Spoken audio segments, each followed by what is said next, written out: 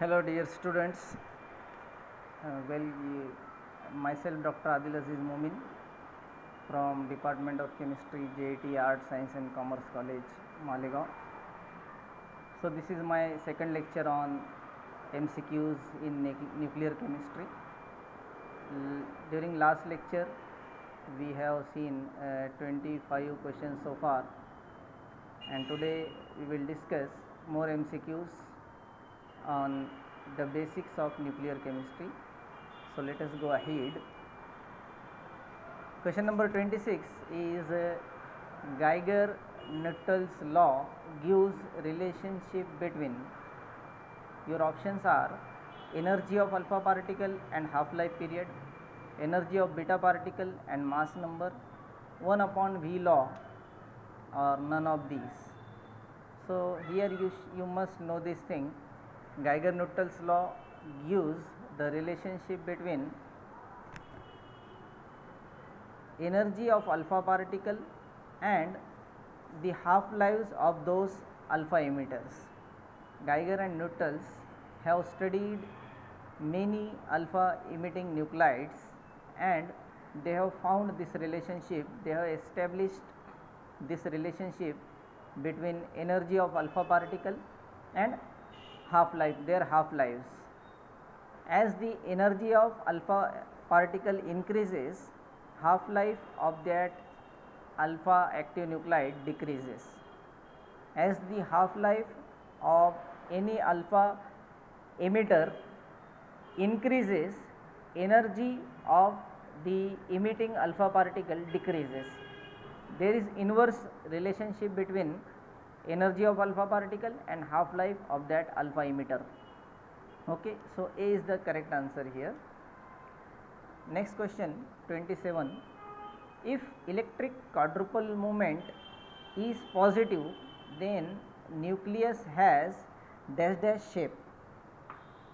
Now here you must note this thing. Electric quadrupole moment is the measure of shape of the nucleus. If it is 0, then nucleus has spherical shape. Okay. If it is positive, electric quadrupole moment is positive, then nucleus is ellipsoidal in shape, but which ellipsoid? Prolate ellipsoid. एक shaped हो जाता है वो अंडे की शक्ल में. That shape is called prolate ellipsoid. Okay, and if electric quadrupole moment is negative, then shape of the nucleus is oblate ellipsoid. These both positive and negative values of the electric quadrupole moment indicates the ellipsoidal shape, but if it is positive, it is prolate ellipsoid, and if it is negative, then it is oblate ellipsoidal in shape. So here question is, if electric quadrupole moment is positive, then nucleus has prolate ellipsoidal shape. So B is the correct answer. Now let us go ahead. Question number 28. Which of the following is not emitted by a radioactive substance? So far we have seen so many radioactive substances and their radioactivity. We have seen alpha decay, beta decay, gamma decay. So now which of the following is not emitted by radioactive substance? तो हमको देखना है कि हमने इसमें से क्या नहीं सुना है अभी तक. अल्फा पार्टिकल इमिट होता है, बीटा पार्टिकल वो भी इमिट होता है, यूवी रेज ये नहीं देखे हमने अभी तक, गैमा रेज गैमा डीके के अंदर होता है. So you can easily predict out which is the correct answer, that is UV rays. UV rays are not emitted by radioactive substances.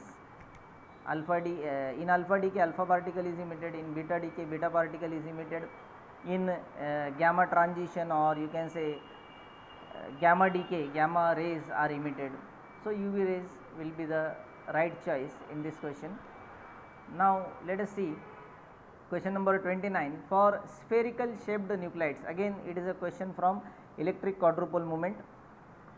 For spherical shaped nuclides, the electric quadrupole moment is, so you can easily predict here, for spherical shaped nuclide it is 0. Okay, because if electric quadrupole moment is positive or negative, it is not, the nucleus is not in spherical shape, the nucleus becomes ellipsoidal in shape.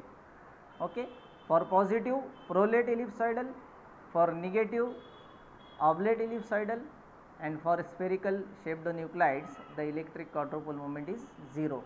A is the correct answer. Now let us see units of radioactivity. We have, I think, discussed during basics of nuclear chemistry different units of radioactivity like becquerel and dps, disintegration per second, curie. So few relationship I will give you here. You know, 1 becquerel is equal to dash dash. Our question is 1 becquerel is equal to dash dash. Now I tell you 1 becquerel is equal to 1 disintegration per second. This unit of radioactivity becquerel means 1 becquerel is equal to 1 dps, 1 disintegration per second. D is the correct answer.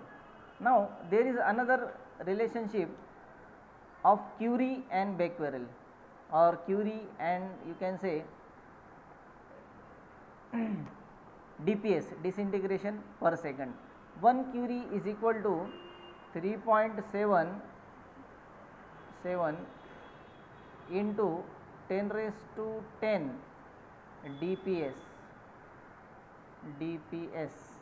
Okay, 1 curie, if question is asked 1 curie is equal to how many becquerel or how many dps. Dps and becquerel are identically equivalent units. Okay, you must note here 1 becquerel is equal to 1 dps and 1 curie is equal to 3.7 into 10 raised to 10 dps, or you can say same thing you can express in becquerel. 1 curie is equal to 3.7 into 10 raised to 10 becquerel. Okay, BQ से बताते हैं becquerel को. तो ये relationship आपको ध्यान में रखना है, क्वेश्चन कोई भी आ सकता है एग्जामिनेशन में. Let us see question number 31. Dash dash discovered the nucleus of an atom. Atom के न्यूक्लियस को किसने डिस्कवर किया है? यहाँ पे ऑप्शन है हमारे पास जे थॉमसन. जे थॉमसन की डिस्कवरी आपको पता होना चाहिए कि he discovered electrons. Now John Dalton आपको पता होना चाहिए कि he discovered atomic model, Dalton's atomic model है ना, बहुत ओल्ड मॉडल है. Marie Curie, you know Marie Curie की डिस्कवरी क्या है?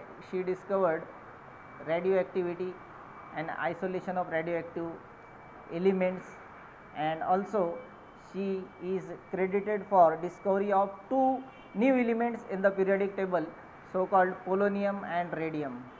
पोलोनियम और रेडियम पीरियोडिक टेबल में मेरी क्यूरी ने ऐड किए. ये दोनों भी न्यू एलिमेंट्स पीरियोडिक टेबल में जो ऐड हुए, तो ये मेरी क्यूरी की डिस्कवरी है. So you should also know this. But dash dash discovered the nucleus of an atom. So correct answer is sir Ernest Rutherford. Okay, वो जो bombardment of alpha particle on gold foil, that experiment was performed by Ernest Rutherford, and he thereby discovered the nucleus is massive core of an atom situated at the center of an atom and it is positively charged. So correct answer is D, Ernest Rutherford. Now question number 32. Dash dash is a measure of deviation of shape of a nucleus from spherical symmetry. इनमें से क्या है जो measure of deviation of shape है? किसका measurement nucleus के shape का deviation बताता है? So of course we have seen so far in 2 questions this one. Electric quadrupole movement. Electric quadrupole movement is the measure of deviation of a shape of a nucleus from spherical symmetry. अगर positive हुआ तो prolate एलिप्सॉइडल shape हो जाता है, अगर negative हुआ electric quadrupole movement तो eight nucleus का जो शेप है वो ऑब्लेट एलिप्सॉइडल हो जाता है. Let us see next question. Question number 33. Half life period T1/2 is equal to dash dash upon decay constant. Half life period जो है T1 हाफ, इसका डीके कांस्टेंट के साथ क्या रिलेशनशिप है? We should know this thing. 0.693 ये relationship है उसका. किसके साथ? लैम्बडा के साथ. Lambda is equal to 0.693 upon T1/2 और T1/2 is equal to 0.693 upon lambda. So 693 है ना. कैसे आता है ये फॉर्मूला? यू नो जो हमारा रेट इक्वेशन है, रेडियो एक्टिविटी का रेट इक्वेशन है, lambda is equal to 2.303 upon T log of n0 upon nt. ऐसा जो इक्वेशन है हमारे पास, तो यहाँ से वो अगर हम half life period of an element अगर हम n0 और nt की वैल्यू रखते हैं तो हमको ये रिलेशनशिप मिलता है T1/2 is equal to 0.693 upon lambda. You should know this by heart. Now question number 34, which of the following is radioactive? Which of the following is radioactive? चार ऑप्शन यहाँ पे दिए हुए हमारे पास. हाइड्रोजन सल्फाइड, इसमें कुछ हाइड्रोजन और sulphur की कोई भी एटॉमिक मास नंबर यहाँ पे दी हुई नहीं है, तो हम इसको नहीं बोल सकते कि रेडियो एक्टिव है. Next option B is tritium, option C is deuterium and option D is chlorine 35. You should know this, chlorine 35 is a stable isotope of chlorine. Again, deuterium is not a radioactive.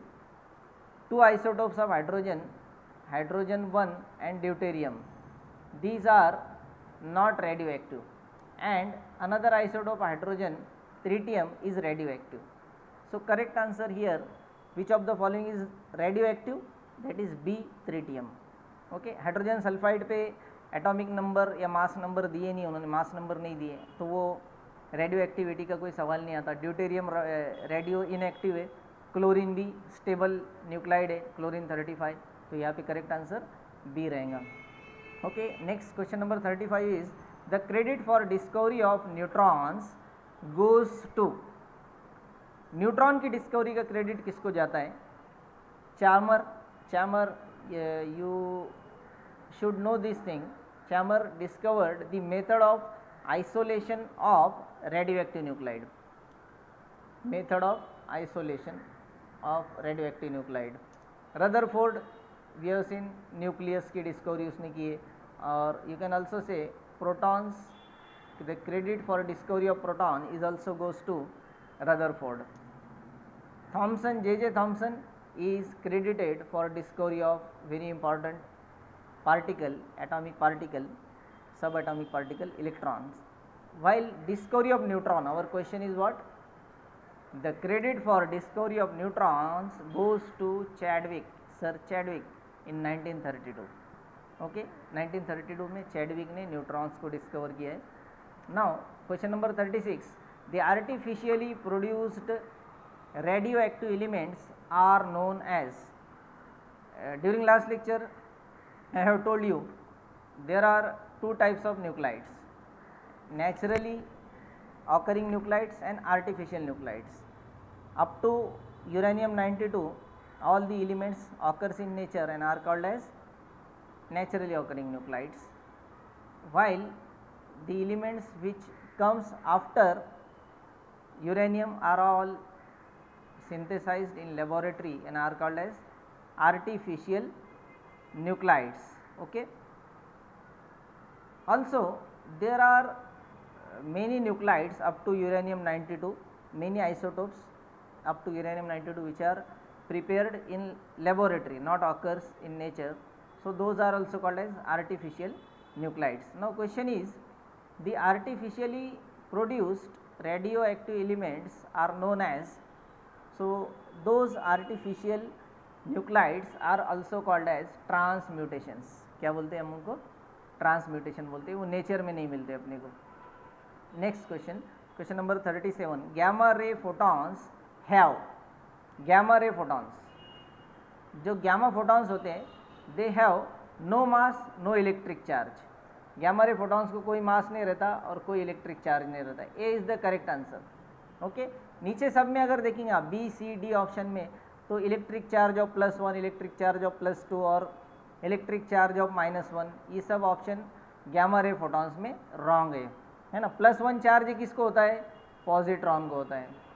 अगर C option देखेंगे, +2 charge किसको होता है? Alpha particle को होता है ना. 2 proton होते हैं ना उसके अंदर, Z = 2. और -1 चार्ज किसको होता है, बीटा माइनस पार्टिकल, और यू कैन से इलेक्ट्रॉन्स, है ना। डी ऑप्शन इसको मैच करता है, सी इसको मैच करता है और बी इसको मैच करता है। But for gamma ray photon there is no mass and no electric charge, A is the correct answer. Question number 38, electron capture involves, अगर बाहर के आउटर शेल से इलेक्ट्रॉन कैप्चर हो रहा है, जनरली फर्स्ट शेल से इलेक्ट्रॉन कैप्चर होता है न्यूक्लियस के अंदर, ये न्यूक्लियस है, इसके अंदर एक इलेक्ट्रॉन कैप्चर हो रहा है बाहर की शेल से, तो वो इलेक्ट्रॉन जो आता है तो फर्स्ट शेल से आता है, के शेल से, इसीलिए उसको के कैप्चर भी बोलते हैं। Electron capture is also called as, remember this because question may come in the examination, why electron capture is also called as K capture, because the electron is captured from very first shell around the nucleus which is a K shell, so that is why electron capture is also called as K capture. Okay, in this K capture what happens, option A is an electron combining with a neutron, electron जब nucleus में capture हो जाता है तो वो neutron के साथ combine होता है क्या, नहीं। Option B, a neutron being ejected from the nucleus, अगर इलेक्ट्रॉन कैप्चर हो जाए तो न्यूट्रॉन बाहर निकलता है क्या न्यूक्लियस से, नहीं, ये भी ऑप्शन रॉन्ग है। An electron combining with a proton, yes it is correct. Electron capture जब होता है तो वो इलेक्ट्रॉन न्यूक्लियस में आके प्रोटॉन से कंबाइन होता है और एक न्यूट्रॉन बनता है, और एक न्यूट्रॉन बनता है। Electron plus proton is equal to neutron, this is a very basic nuclear equation, you must know this, electron plus proton is equal to neutron so which is the correct answer, C is the correct answer। और D का जो option है, electron being ejected from the nucleus, electron ही तो capture हुआ, वही eject हो गया तो फिर the effect will be a neutral, that won't be a electron capture.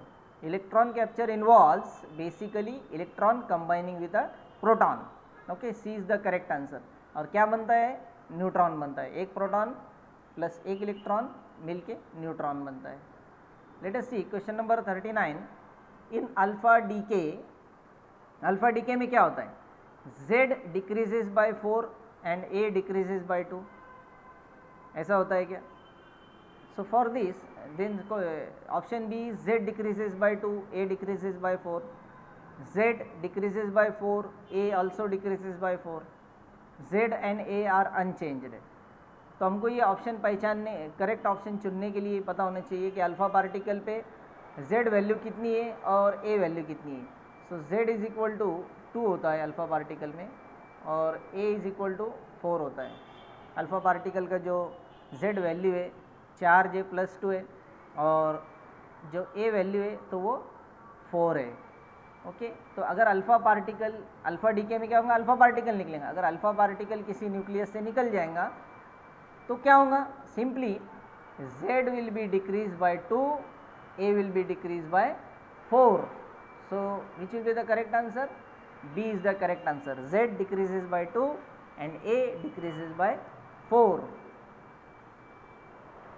Question number 40 is, who demonstrated that mass of an atom is located in the nucleus? ये किसने प्रूव किया है कि mass of an atom is concentrated in the nucleus of an atom? So of course it is sir Ernest Rutherford. By the bombardment of alpha particle on very thin gold foil, he discovered that mass of an atom is concentrated in its very tiny small nucleus at the center. Okay, Rutherford got the credit for discovery of nucleus as well as discovery of protons. Now question number 41, the transformation of polonium into lead is an example of, देखो polonium वहाँ पे Z is equal to 84 लिखा है, A is equal to 212 लिखा है, और lead अगर आप देखेंगे Z इज इक्वल टू 82 लिखा है और A इज इक्वल टू 208 लिखा है। मतलब पोलोनियम से लेड बना है, पोलोनियम से लेड बना है, Z डिक्रीज हुआ है 2 से, Z -2, और A डिक्रीज हुआ है 4 से, A -4। Very simple, when this happen, Z decreases by 2 and A decreases by 4, just we have seen in alpha decay. So is an example of alpha decay, transformation of polonium into lead is an example of alpha decay, because this Z is decreased by 2 and A is decreased by 4 in this example. Question number 42. What will be formed when a neutron is captured by uranium 235? Uranium 235 nucleus आपके पास है और उसने अगर neutron को capture कर लिया तो क्या बनेगा? Option A is atomic number increases. Neutron capture करने से किसी का एटॉमिक नंबर बढ़ता है क्या? नहीं, मास नंबर बढ़ता है। न्यूट्रॉन अगर एक अंदर आ गया तो एक से मास बढ़ जाएगा, A+1 हो जाएगा, है ना। So A is the wrong answer, A is the wrong choice. Atomic number increases, no. 1 electron is let out, not necessary. Then uranium 236 isotope is formed. देखो यहाँ पे क्या हो रहा है, एटॉमिक नंबर नहीं बढ़ रहा है, मास नंबर बढ़ रहा है। देखो यूरेनियम 235 ने न्यूट्रॉन कैप्चर किया तो यूरेनियम 236 बन सकता है। So that is the correct answer. Okay, atomic number पे कोई इफेक्ट नहीं होगा। देखो ए और डी तो क्लियरली रॉन्ग है। एटॉमिक नंबर इंक्रीजेस और atomic number decreases, both are wrong options. Electron is let out, ये भी मतलब सेकेंडरी चॉइस है। फर्स्ट चॉइस में अगर कोई न्यूक्लियस न्यूट्रॉन को कैप्चर करता है तो सबसे पहले क्या होगा, उसका एक हायर आइसोटोप बनेगा। अगर उसका मास 235 है तो यूरेनियम 236 बन जाएगा एक न्यूट्रॉन कैप्चर करने के बाद। अगर सोडियम 23 ने न्यूट्रॉन कैप्चर कर लिया तो सोडियम 24 बनेगा, याद रखना है आपको। कार्बन 13 ने अगर न्यूट्रॉन कैप्चर कर दिया तो कार्बन 14 बनेगा।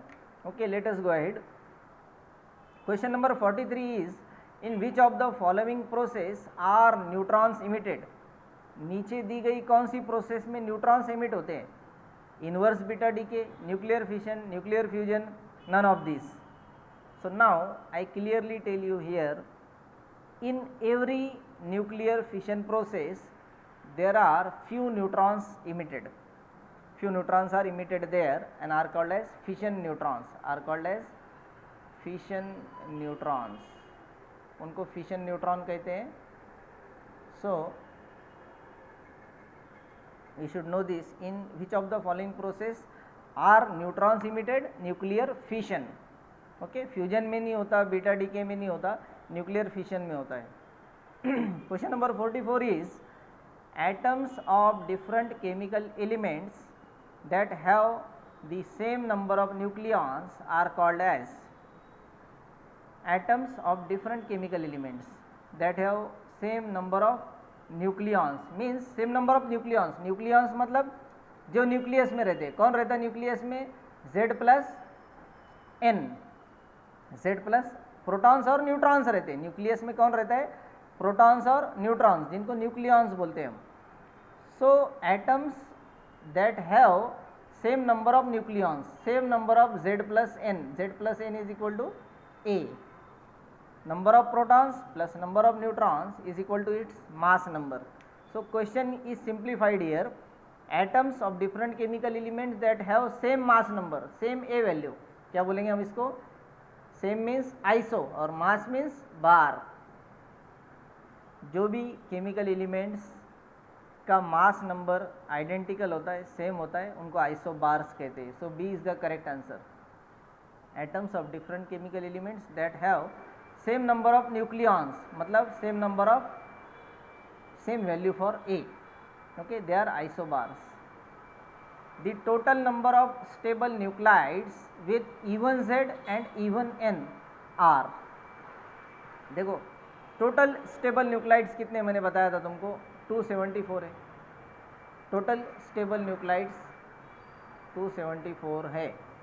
ओके, जिसमें से Z और N दोनों भी इवन है। ऐसे कितने हैं? तो वो है 165। कितने? 165। और क्वेश्चन क्या है हमारा? The total number of stable nuclides with even Z and even N, both are even, so 165 is the correct answer. और इसका मैं और क्लियर कर दूँ, अगर इवन Z है और ऑड N है तो ऐसे न्यूक्लाइड्स आपको मिलेंगे 55। अगर ऑड Z है और इवन N है तो ऐसे आपको न्यूक्लाइड्स मिलेंगे 50। ओके, और अगर दोनों ऑड है तो सिर्फ बच जाते 4। ठीक है, ये सब स्टेबल न्यूक्लाइड्स थे।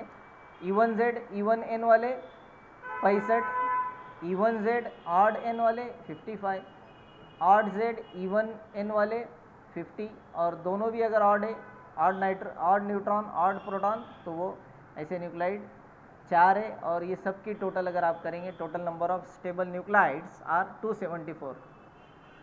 Next question, question number 46, which of the following atomic particle have a least mass. इसमें से कौन सा जो एटॉमिक पार्टिकल है तो उसका मास सबसे कम है। प्रोटॉन और न्यूट्रॉन ये दोनों के मास इलेक्ट्रॉन से ज़्यादा होते, और ड्यूटेरॉन तो एक एटम है पूरा, हाइड्रोजन का आइसोटोप, हाइड्रोजन 2 है ना, तो इसका भी मास बहुत ज़्यादा है। तो सबसे हल्का पार्टिकल हुआ electron, is the correct answer. Okay, deuteron में अगर आप देखेंगे तो एक प्रोटॉन और एक न्यूट्रॉन है। ओके, और प्रोटॉन न्यूट्रॉन का मास इलेक्ट्रॉन से ज़्यादा होता है, तो A is the correct answer. Now let us go ahead, question number 47, the loss in mass in fission process is 1.1173 AMU, fission energy will be. देखो कोई भी मास लॉस होता है न्यूक्लियर रिएक्शन के अंदर, so that mass loss is accompanied by a evolution of high amount of energy. और वो energy कितनी होती है, the energy release during mass loss is equal to 931.1 into lost mass. तो जो भी मास लॉस की जो वैल्यू दी गई है, जैसे यहाँ पे 1.1173 दी गई है, तो उसको आप एनर्जी कितनी इवॉल्व होंगी, तो वो फिशन एनर्जी जो इवॉल्व होंगी, तो वो उसको 931.1 से आपको मल्टीप्लाई करना है। जो मास लॉस है 1.1173, इसको अगर 931 से आप मल्टीप्लाई करेंगे तो आपको करेक्ट आंसर मिलेगा डी 1040.20 मिलियन इलेक्ट्रॉन वोल्ट, है ना। 1.11 को अपने को मल्टीप्लाई करना है, तो ए तो हो नहीं सकता, बी भी नहीं हो सकता, और सी भी नहीं हो सकता, D is the correct answer. Question number 48 is which of the following emitted particle consist of 2 protons. नीचे दिए गए हुए इमिटेड पार्टिकल में से कौन ऐसा है जिसके अंदर 2 प्रोटॉन्स होते हैं। यूवी रेज, ये तो रेज है, इसके अंदर प्रोटॉन का सवाल ही नहीं आता, रेडिएशन से वो। बीटा पार्टिकल में कोई प्रोटॉन पॉसिबल है क्या, नहीं। Alpha particle, yes, alpha particle have 2 protons 2 neutrons and mass number 4, so alpha particle is again एक करेक्ट आंसर। और गैमा रेज तो रेज है, उसके अंदर भी कोई प्रोटॉन नहीं पॉसिबल है, so correct answer which of the following emitted particle consist of 2 protons, it is alpha particle. Question number 49 is a beta particle is equivalent to an electron. Beta particle जो होता है it is equivalent to an electron, it is correct statement. Okay, so it is true. Question number 50 is nuclei which do not emit radiations naturally are called as।